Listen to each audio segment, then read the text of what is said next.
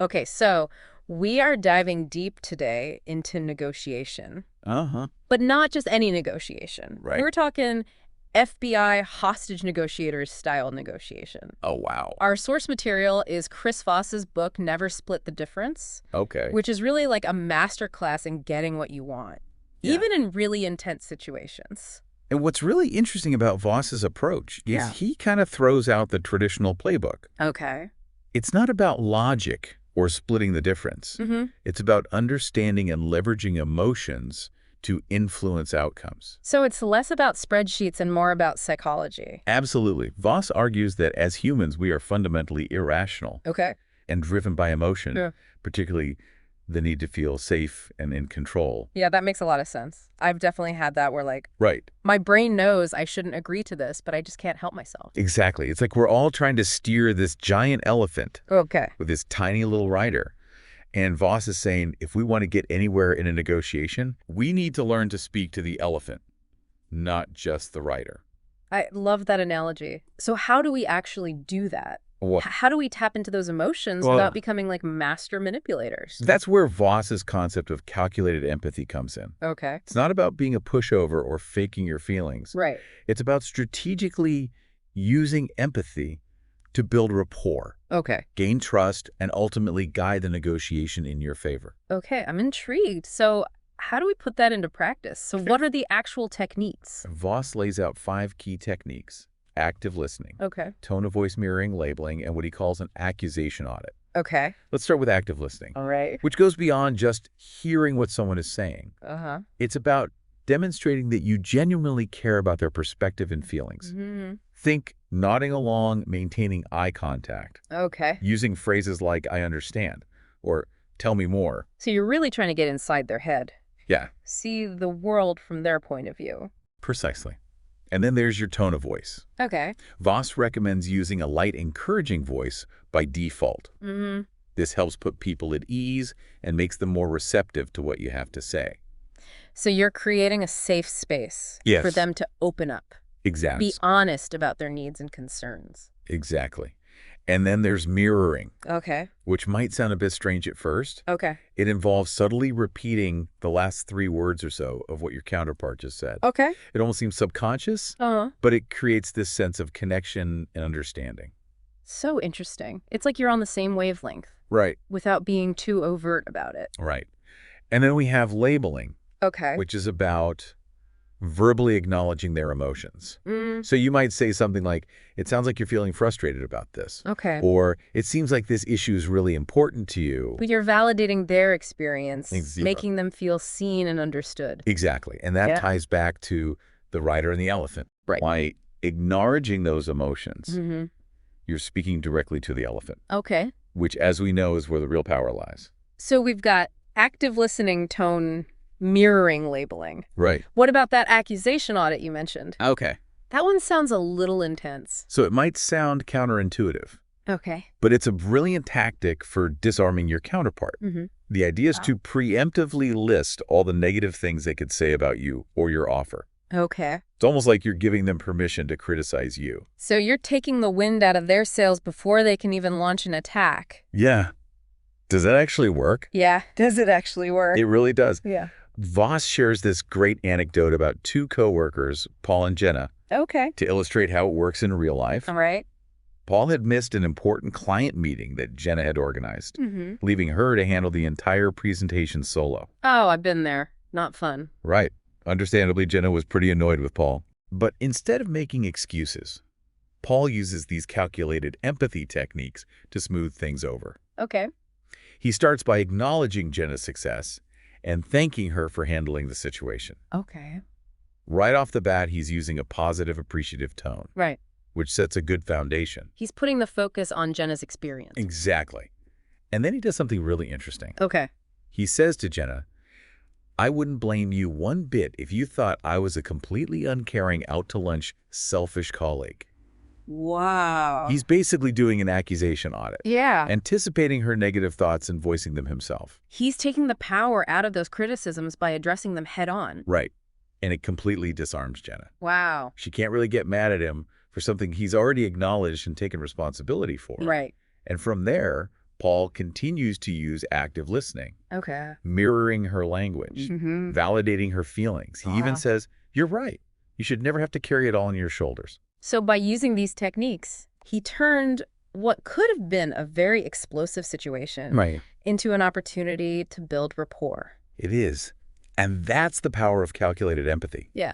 It's not just about getting what you want. Yeah. It's about fostering genuine connection and understanding, Right. which are essential for any successful negotiation. Okay, so we talked about the importance of emotion, Uh, how to use calculated empathy to connect with the other person. right.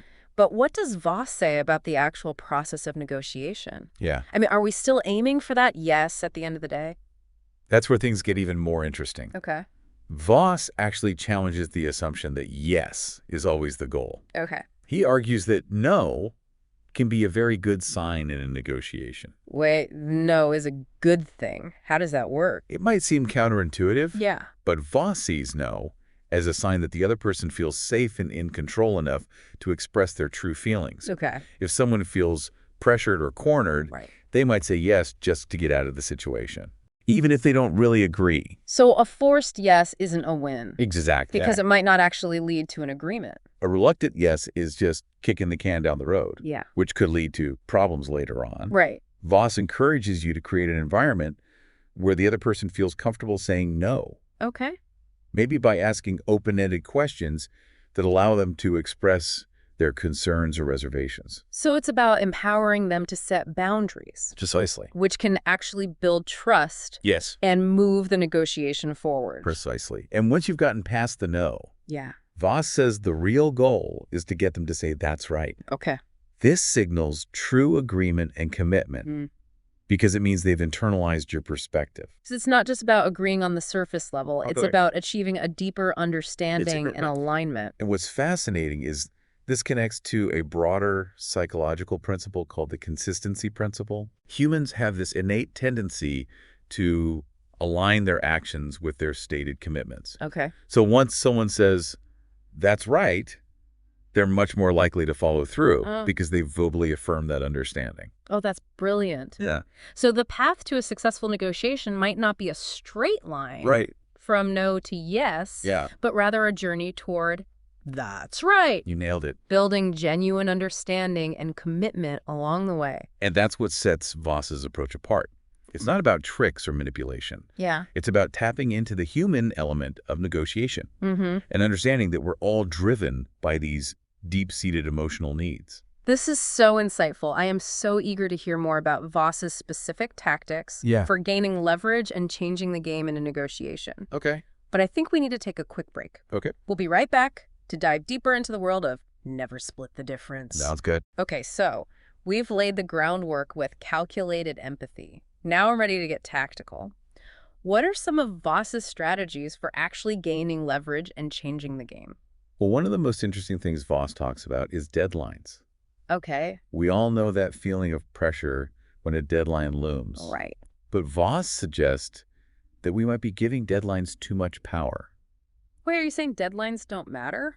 Not exactly. He argues that deadlines are often arbitrary and that people get so fixated on meeting them Okay, that they make concessions they wouldn't otherwise consider. right. Like that deadline panic sets in, Yeah. and suddenly you're willing to give up more than you should just to get the deal done. I've definitely been there. It's like that fear of missing out takes over. Exactly. And you start making decisions based on emotion rather than logic. Exactly. And Voss wants us to resist that urge. Okay. He encourages us to question the validity of deadlines and Mhm. consider whether they're truly as fixed as they seem. So instead of being controlled by the deadline, we should try to control it. Right. Or at least control our perception of it. One of the examples Voss gives is Billy Beane, Okay. the Oakland A's general manager who was featured in Moneyball. Mhm. Beane was a master at exploiting the trade deadline in Major League Baseball. Okay. He knew that teams facing the deadline, especially those out of playoff contention, would get desperate to make trades, Right. even if it meant selling their star players at a discount. So he used the deadline to his advantage. Yes. He got incredible deals Yeah, because he understood the psychology at play. That's brilliant. it is. And Voss argues that we can apply that same thinking to our own negotiations. Okay. Don't let the deadline dictate your actions. Step back. assess the situation, Mhm. and see if you can use the deadline to your advantage. Okay, so deadlines are one way to change the game. What other tactical maneuvers does Voss recommend? Another powerful tool in Voss's arsenal is understanding and exploiting cognitive biases. Cognitive biases, I find those so fascinating. Yeah. I know a little bit about them, but how do they come into play in a negotiation? Well, Voss talks about a lot of different biases, but let's focus on two. Okay. Framing and loss aversion. Okay. Framing is all about how information is presented. Right. For example, milk that's marketed as 99% fat-free sounds a lot more appealing than milk that's labeled 1% fat, Right. even though they're exactly the same thing. Yeah. That's the framing effect in action. Oh, wow. I totally fall for that. Right. My brain just automatically goes to the positive framing, Yeah. even if the underlying facts are the same. Right. And Voss says we can use this to our advantage in a negotiation. Okay. Instead of focusing on what the other person stands to gain by accepting our offer, we should highlight what they stand to lose by rejecting it. Okay.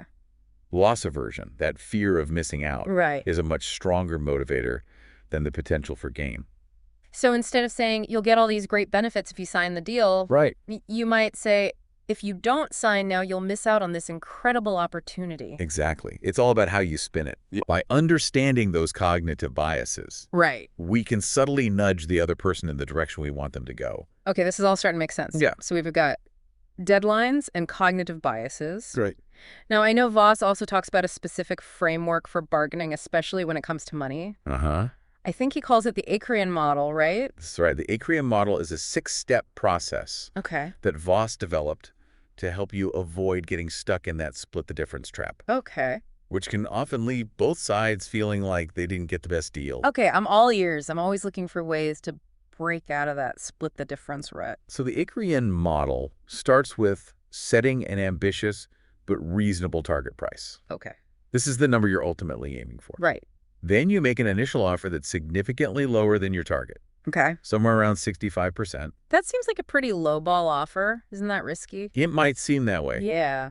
but it's actually a clever psychological tactic. Mm-hmm. By starting low, you're anchoring the negotiation and encouraging the other person to counter with a number that's closer to your actual goal. So you're setting the stage for a more favorable outcome. Exactly. Right. Right from the start. From there, you make a series of 3 incremental increases.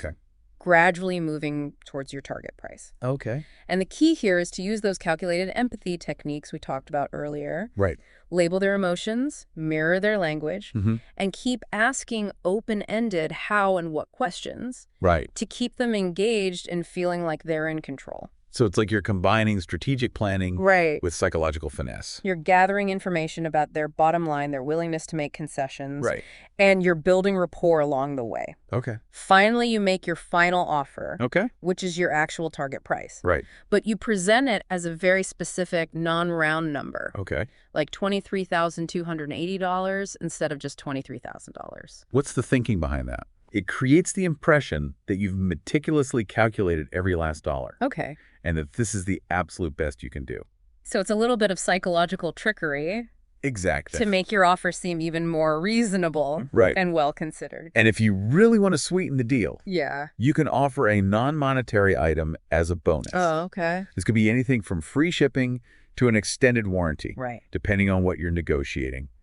The key is that it adds perceived value without actually costing you that much. So the Ackerman model is like a roadmap Yeah. for navigating a negotiation, especially when money is involved. Yes. It's about understanding the psychology of the other person, setting the stage for a favorable outcome, and then strategically working your way toward your goal. That's a great way to put it. And remember, this model can be adapted to all sorts of situations, not just price bargaining. Right. The principles are the same. This has been incredibly helpful. I feel like I'm starting to see negotiation in a whole new light. But I also know that getting to yes is only half the battle, right? You're absolutely right. Securing the agreement is just the first step. Yeah. The real challenge is making sure that agreement actually gets implemented. Right. And that's what we'll explore next. All right, so we talked about calculated empathy deadlines, cognitive biases, even a framework for bargaining. Right. But as you just said, getting to yes is just the beginning. How do we make sure that shiny new agreement actually gets put into action? Implementation is where a lot of negotiations fall apart. Yeah. Voss has some really insightful advice on how to avoid that. Okay. It might surprise you, but he says those open-ended questions we talked about earlier are actually crucial for successful implementation. Oh, that's interesting. I always thought of those as more of a discovery tool Uh-huh. for like the early stages of a negotiation. Yeah. How do they help with implementation? Well, think about what typically happens after a deal is struck. Okay. Both sides are relieved. They feel like the hard part is over. Right. They might be tempted to just relax and assume everything will fall into place. Right. It's like that post-contract signing euphoria. Exactly. You're excited, but maybe also a little bit anxious about whether everything will actually happen as agreed. Exactly. And that's where those open-ended questions come in. Okay. Voss suggests asking things like, how can we ensure we both follow through on this agreement? Oh. Or what potential roadblocks do you foresee and how can we address them proactively? So instead of just assuming everything will go smoothly, Right. you're prompting them to think critically about the implementation process. Exactly. Identify any potential challenges up front. And by engaging them in this way, you're not only uncovering those potential issues, Right. but you're also making them feel like they have a stake in the success of the agreement. They're not just passively receiving instructions. Right. They're actively involved in shaping the implementation plan. You're transforming them from a recipient of the agreement into a partner Precisely. in the implementation process. Yeah. And this collaborative approach can make a huge difference in whether the agreement actually gets executed successfully. Yeah. You might discover that there are internal approvals needed or that their team isn't fully on board with the deal. Right? By bringing these issues to light early on, Yeah. you can work together to find solutions before they become major roadblocks. This is brilliant. It's like preventative maintenance for your negotiation. Exactly. You're identifying potential problems and addressing them before they can cause any real damage. Exactly. And Voss doesn't stop there. Okay. He also suggests paying close attention to language cues Okay. during the implementation phase Right. to gauge the other person's true commitment and reliability. Language cues? What do you mean?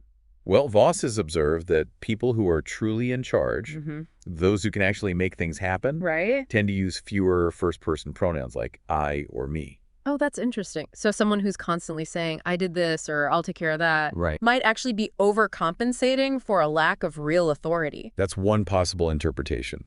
They might be trying to project an image of power that doesn't align with reality. Okay.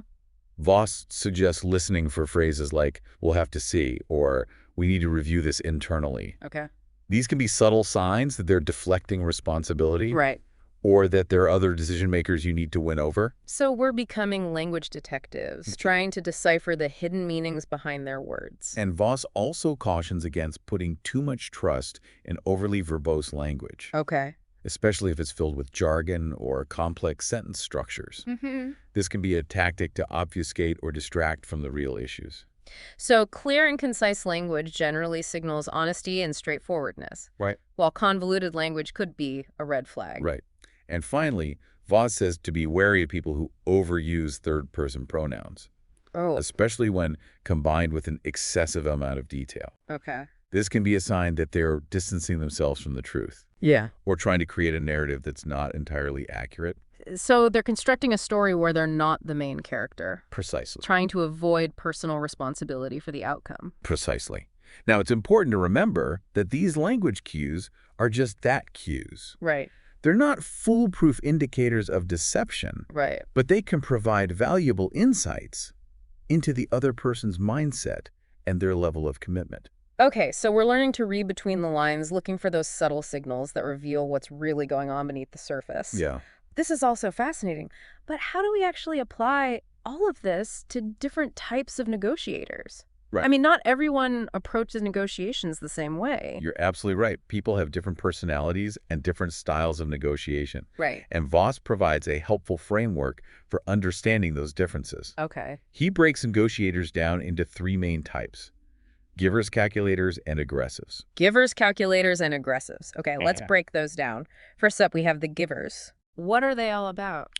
Givers are those people pleasers, the ones who prioritize relationships and want to make everyone happy. Okay. They're often very agreeable and willing to make concessions, but they can also be poor time managers and might overcommit to things they can't actually deliver. So they're the ones who might say yes too easily, Exactly. even if it means setting themselves up for failure down the line. Exactly.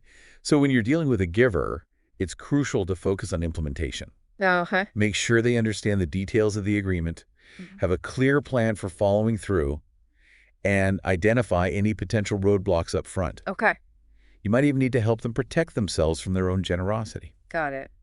So what about the calculators? Calculators are all about logic data and objective analysis. Okay. They want to see the facts and figures before making any decisions. Hmm. They're not easily swayed by emotions or personal appeals. So with a calculator, you need to come prepared with a strong data-driven argument. Exactly. Be ready to answer their detailed questions. Don't waste their time with small talk or emotional. Please, Right. stick to the facts. Present a clear case. Okay. And be prepared to back up your claims with evidence. And probably avoid any surprises or last-minute changes, right? Absolutely. Yeah. Calculators like predictability and structure. Ugh. They want to know what to expect every step of the way. Yeah. Now, the third type is the aggressives. Ah, the aggressives. These are the ones who come to the negotiating table ready for battle, right? You could say that. Always pushing for the best deal, no matter what. Aggressives are very competitive and driven to win. Okay. They're often assertive, demanding, and impatient. Yeah. They might use hardball tactics to try to get what they want. So how do you handle an aggressive negotiator without getting steamrolled? The key is to remain calm and assertive yourself. Okay. Don't back down to their bullying, but don't mirror their aggression either. Right. That will just escalate the situation. Instead, use those calculated empathy techniques we talked about to try to understand their motivations. Right. What are they really after? What are their fears and insecurities? So it's about finding those pressure points, those emotional levers that you can use to steer the negotiation Exactly. in a more productive direction. And remember, aggressives often respond well to time pressure. Okay. If you can create a sense of urgency, they might be more willing to make concessions to get the deal done quickly. It's like you're turning their impatience into an advantage. Precisely. Yeah. Now, of course, these are just broad personality types. Right. In reality, people are complex, and you'll encounter negotiators who blend traits from different categories. Right. The key is to be observant. Adapt your approach as needed. Okay. And always remember that everyone is driven by emotions, even if they try to hide it. This is all so helpful. I feel like I'm finally starting to understand the psychology behind negotiation, but there's one more thing I wanted to ask about those black swans that Voss talks about. Okay. What are those exactly, and why are they so important? Black swans are those crucial pieces of hidden information that can completely change the dynamic of a negotiation. They're those unknowns, the things you don't even know you don't know. So they're like game changers. Yeah. Those unexpected pieces of information that can suddenly shift the balance of power. And Voss argues that uncovering those black swans is one of the most valuable skills a negotiator can develop. They give you unique leverage and insight into the other person's true motivations. So how do you actually find these black swans? They sound pretty elusive. Voss is a big believer in face-to-face interaction. Okay. He believes that so much is lost in email or phone conversations. Yeah. You miss those subtle nonverbal cues, those facial expressions and body language shifts Right. that can reveal what someone is really thinking. There's a certain energy and intimacy in a face-to-face conversation that you just can't replicate virtually. Exactly. And to uncover those black swans, Voss suggests tapping into what he calls the similarity principle. This is that human tendency to trust people who are like us. Okay. So look for common ground, shared interests, or even just similar personality traits. Building rapport and trust can make the other person more likely to open up and reveal those hidden pieces of information. So it's about creating a connection, making them feel like you're on the same team, Precisely. even if you have different goals in the negotiation. To illustrate the power of black swans, Yeah. Voss contrasts two hostage negotiation examples. The first involves William Griffin, Okay. a hostage taker who tragically killed one of his hostages before being killed by police. Okay. The authorities failed to understand Griffin's true motivation, which was to die by suicide by cop. Oh, wow. They approached the situation with their own assumptions and missed the black swan that could have changed everything.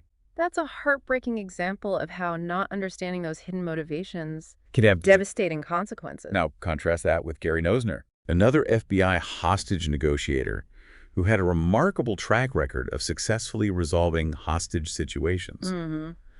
Nosner was a master at building rapport and understanding the hostage taker's worldviews, Okay. even if those views were completely different from his own. So it's about putting aside your own judgments Yeah. and truly trying to see the situation from their perspective, Exactly. no matter how challenging that might be. And that's what makes those black swans so powerful. Yeah. They force us to challenge our assumptions, to dig deeper, Right. and to recognize that there's always more to the story than meets the eye. This has been an incredible deep dive into the world of negotiation. I feel like I've learned so much about the psychology behind it all. Me too. I'm excited to start putting these techniques into practice. And remember, this is just the beginning. Right. There's always more to learn. Yeah. And the more you practice, the more confident and effective you'll become as a negotiator. So to wrap things up, what's the one big takeaway you want our listeners to remember from this deep dive? Negotiation is not about being a bully or a pushover. Right. It's about understanding the human element, connecting with the other person on an emotional level, Right. and using that connection to create outcomes that work for everyone. Beautifully said. And with that, we'll leave our listeners with one final thought to ponder. Voss emphasizes the importance of face-to-face interaction. Yeah. But in today's digital world, so much negotiation happens online. Right. How do those strategies translate to virtual settings? That's something to think about as you go out and put these new tools to the test.